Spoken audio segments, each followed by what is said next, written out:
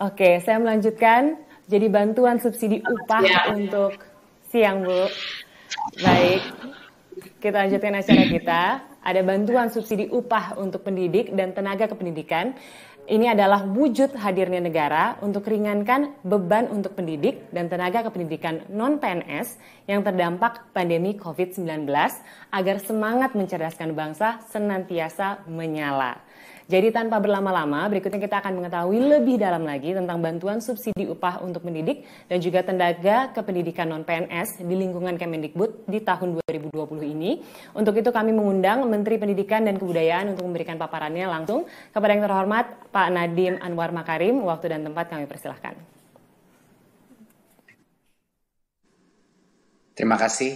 Assalamualaikum warahmatullahi wabarakatuh. Saya ingin pertama ucapkan terima kasih atas kehadiran Bapak Menpan RB, Ibu Menkyu, dan Bapak Menek BUMN untuk kehadirannya hari ini yang sungguh mengembirakan bagi ujung tombak pendidikan kita, yaitu para guru-guru honorer dan juga dosen kita. Jadi saya ada sedikit presentasi untuk memaparkan apa saja program bantuan subsidi upah bagi pendidik dan tenaga pendidikan. Jadi ini sangat kabar yang gembira bahwa kita berencana untuk memberikan bantuan subsidi upah ini bagi sekitar 2 juta orang. Sekitar 2 juta orang.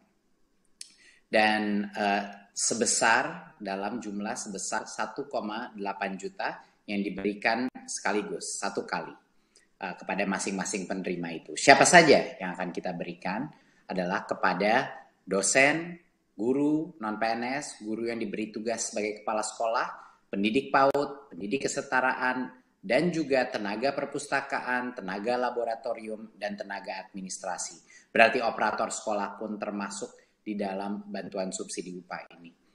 Kami mensasar total sekitar 2 juta orang, lebih dari 2 juta orang, 162.000 dosen dari PTN dan PTS, dan 1,6 juta, sedikit lebih dari 1,6 juta guru dan pendidik non-PNS pada satuan pendidikan negeri dan juga swasta. Jadi banyak yang menanyakan kami juga apakah ini termasuk swasta, jawabannya adalah iya, karena guru-guru kita ada di sekolah-sekolah swasta dan mereka pun berhak mendapatkan bantuan dari pemerintah. Dan 237.000 sekitar tenaga perpustakaan, operator, tenaga laboratorium, dan tenaga administrasi tidak bisa di-exclude daripada bantuan ini. Nah, salah satu hal kenapa kita pemerintah melakukan bantuan subsidi upah adalah untuk membantu ujung tombak pendidikan kita di berbagai macam sekolah kita yang sudah berjasa untuk membantu pendidikan anak-anak kita, tapi mungkin di situasi seperti pandemi ini ada berbagai macam gejolak, bukan saja di bidang pembelajaran tapi juga di bidang ekonomi, dan kami menyadari ini. Dan sekali lagi ini adalah hasil dari perjuangan bukan hanya Kemendikbud, tapi hasil perjuangan dari Kemenpan RB, Kemenkyu, Menek BUMN, dan tentu saja dorongan dari Pak Presiden, dan juga dari dukungan penuh dari Komisi 10 DPR RI yang telah juga berjuang untuk bantuan ini. Berikut. Apa saja persyaratan bagi pendidik dan tenaga pendidikan non-PNS untuk menerima BSU? Kami di Kemendikbud selalu dalam melakukan bantuan sosial apapun atau bantuan pendamping seperti pada saat kita melakukan kuota, selalu mengutamakan kesederhanaan daripada kriteria sehingga memudahkan para penerima untuk mendapatkannya. Kriterianya sangat sederhana: warga negara Indonesia, berstatus bukan PNS, memiliki penghasilan di bawah 5 juta rupiah per bulan, dan tidak menerima bantuan subsidi upah gaji dari Kemenaker, dari program-program lainnya. Ini dan juga tidak menerima kartu prakerja sampai dengan tanggal 1 Oktober 2020. Alasan kenapa kita tidak memberikan ini agar bantuan sosial kita itu adil dan tidak tumpang tindih. Tidak ada individu yang menerima bantuan berlimpah sehingga yang lain tidak mendapatkan. Jadi ini merupakan suatu kriteria kami yang sangat sederhana sehingga semua bisa menerima dengan cepat dan efisien. Yang berikut, bagaimana mekanisme pencairan BSU ini? Jadi Kemendikbud telah membuat rekening-rekening baru di bank-bank untuk setiap PTK penerima BSU ini. Bantuan itu disalurkan secara bertahap sampai dengan akhir November 2020, ya. Dan bagi para guru-guru dan dosen bisa mengakses infonya di info.gtk.kemdikbud.go.id, ya, bisa mengakses di mana rekening mereka, apa persyaratan yang belum dipenuhi, atau untuk yang perguruan tinggi di pangkalan data Dikti, pddikti.kemdikbud.go.id, untuk menemukan informasi terkait status pencairan dan lain-lain, rekening bank masing-masing dan lokasi bank cabang. Ya, pada saat berdasarkan informasi di online itu sudah lengkap dan sudah dibilang sudah bisa pergi ke bank untuk mencairkan, maka PTK menyiapkan dokumen-dokumen dan dibawa kepada bank penyalur. Dokumen apa saja yang harus dibawa? Tentunya kartu tanda penduduk, KTP, NPWP jika ada, kalau tidak ada tapi masih bisa menerima. Ada surat keputusan penerima BSU yang dapat langsung diunduh dari website GTK dan PD Dikti, ya, surat keputusan itu. Dan juga surat pernyataan tanggung jawab mutlak SPTJM yang diunduh juga dari pada website GTK dan PD Dikti. Dan ini yang kedua, SPTJM ini harus di-print dan ditandatangani dengan materai. Ya, jadi semua kebutuhan di luar KTP dan NPWP itu ada di laman website baik GTK maupun PD Dikti. Pada saat itu sudah lengkap, mari PTK akan mendatangi bank penyalur dan melakukan aktivasi rekening dan langsung menerima BSU tersebut.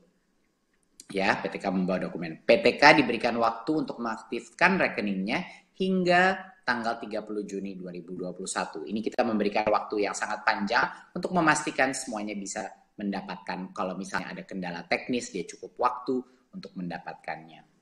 Saya rasa sekian dari saya. Mungkin terakhir yang saya ingin ucapkan adalah bahwa ini adalah bentuk apresiasi dan juga keprihatinan dari pemerintah pusat untuk semua jasa guru-guru non-PNS yang sudah ada di negara ini. Di masa krisis kesehatan ini dan krisis ekonomi ini, pemerintah harus hadir untuk para tenaga honorer kita dan juga dosen-dosen kita untuk membantu mereka melalui masa kritis ini dengan ekonomi, bantuan dukungan ekonomi yang bisa menyemangati mereka untuk terus mendidik anak-anak kita, untuk terus berinovasi di bidang pendidikan. Terima kasih. Wassalamualaikum warahmatullahi wabarakatuh. Oke, baik. Terakhir pertanyaan untuk Pak Nadiem. Pak Nadiem, apakah ada pesan-pesan untuk para penerima BSU Kemendikbud? Terima kasih. Yang pertama adalah dari awal masa jabatan saya dan tim saya selalu berkomunikasi bahwa kita adalah Kementerian Pendidikan Kebudayaan Republik Indonesia, bukan Kementerian Pendidikan untuk sekolah negeri. Dan kita bukan hanya menyebut itu sebagai suatu filsafat saja, tapi kami terapkan dalam berbagai macam kebijakan kita yang berpihak kepada guru-guru swasta dan guru-guru non-PNS honorer yang ada di sekolah-sekolah kita. Yang pertama kita lakukan dari awal masa krisis ini adalah kita langsung melakukan proses pentransferan dana BOS langsung ke rekening sekolah, agar banyak sekali sekolah-sekolah kita menerima uangnya tepat waktu. Yang kedua kita lakukan, kita merelaksasi dana BOS. Dan bagi para guru honorer yang tadinya disekat hanya boleh minoritas berapa persen yang diberikan untuk bantuan guru honorer, untuk upah guru honorer, kami buka itu restriksi. Sekarang adalah diskresi kepala sekolah masing-masing di seluruh Indonesia bisa menentukan kalau ada guru honorer yang benar-benar upaya dan jasanya luar biasa, dia bisa diberikan bantuan dari dana BOS tanpa disekat-sekat, tanpa ada limitasi, asal pelaporannya transparan. Itu kedua hal yang kita lakukan untuk para guru honorer. Dan untuk sekolah-sekolah swasta dan guru honorer pun, di masa pandemi ini kita mengalihkan dana BOS afirmasi dan BOS kinerja untuk sekolah-sekolah swasta kita. Terutama untuk yang tadinya belum tidak boleh untuk sekolah swasta, kita ubah itu peraturan untuk BOS afirmasi dan BOS kinerja bisa untuk sekolah-sekolah swasta kita untuk mendukung para guru-guru non-PNS kita. Dan tentunya hari ini dengan perjuangan berbagai macam kementerian, Kemendikbud dengan senang hati berhasil berjuang dan mendapatkan anggaran sebesar ini untuk membantu semua guru-guru non-PNS di Indonesia melalui masa kritis ini.